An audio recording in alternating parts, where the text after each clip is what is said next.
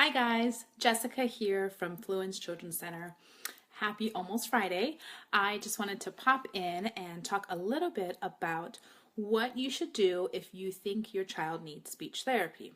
So, as moms and parents, you probably have a gut instinct sometimes about your child and whether or not they are behind where they should be or whether they need a little boost to catch up. There's a few different avenues you can take if you feel like your child needs speech therapy. One is to go the education route. So if your child is from birth all the way up to their third birthday, they are covered by early intervention services. So depending on your state, there are different procedures on how to go about that. But basically, you would either go to a center or someone would come to your house, talk with you guys, take a look at your child, and determine whether or not they feel early intervention services are needed. And they would create what's called an IFSP, or an Individualized Family Service Plan.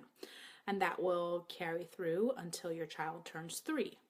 After your child is 3, you would be able to go to your local school district to get services or to at least get assessed, so you could look at where your local school district is, whether or not your child is enrolled in your local public school. There are services available for speech therapy.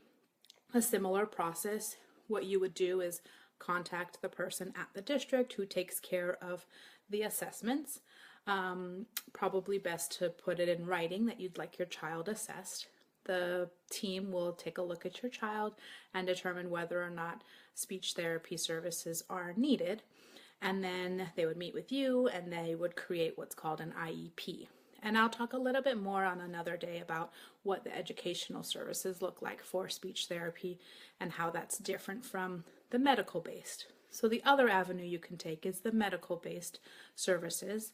And what you would do is go to your pediatrician and ask for a referral or a prescription for services.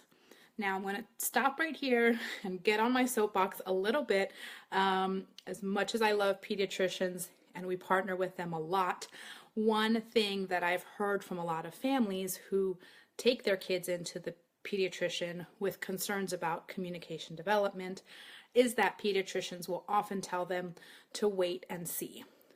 Personally, I'm not a big fan of the wait and see approach because studies have shown that children who get services earlier, so early intervention services, do a lot better than those who wait to get services.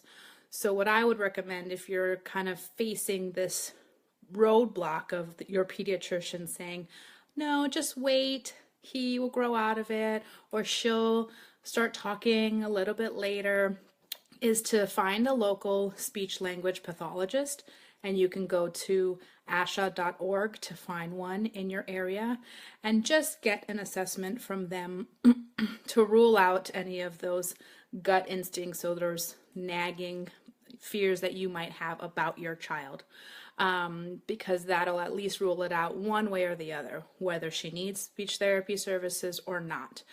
So if you decide to go the medical route, you would either go through your insurance company, or you would for funding, or you would go through pay out of pocket. So depending on which funding source you decide to do, you can look around in your local area to see which clinics or hospitals or centers take your insurance. And then we always recommend that families call their insurance company to get an idea of what is covered under speech therapy, so there's no surprises down the line about what insurance will pay, about what you owe. Things that you can ask for are how much is your deductible, and that's the amount of money that you'll have to pay before insurance will kick in their services, their funding. So how much is your deductible? Do you have a copay? Are there any restrictions on diagnoses? Sometimes insurance plans will say they'll only cover speech therapy services if it's a result of a stroke or an injury, or if they have autism. So just ask as many questions as you have to the insurance company, because that whole process can get very confusing. Another good question to ask is there a limit on how many speech therapy sessions you can get in a year? Because that's good information to have. So, and then is there an out-of-pocket maximum that you'll pay per year? So all of those are great questions to ask your insurance company, just so you're as prepared as you can be when you're going into the evaluation with a therapist. And again, a similar process. The speech language pathologist will assess your child, talk with you, get some background information, and then they'll determine whether or not they feel that services are recommended.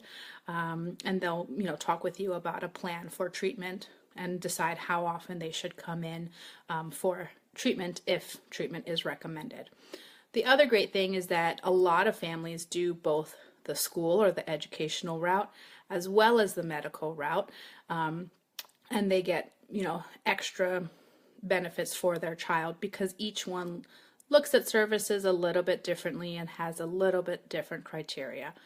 But that's what you should do if you think that your child needs speech therapy services, or if you've already been told or recommended by a professional that speech therapy would benefit your child. So hopefully that makes the process a little less scary and a little less daunting. And there's lots of support that you can find either online or in your local area along the way. But don't be afraid to ask questions, because that'll better prepare you, give you more confidence to go into the process. All right, well, hope you have a good night, and I will see you guys tomorrow. Bye.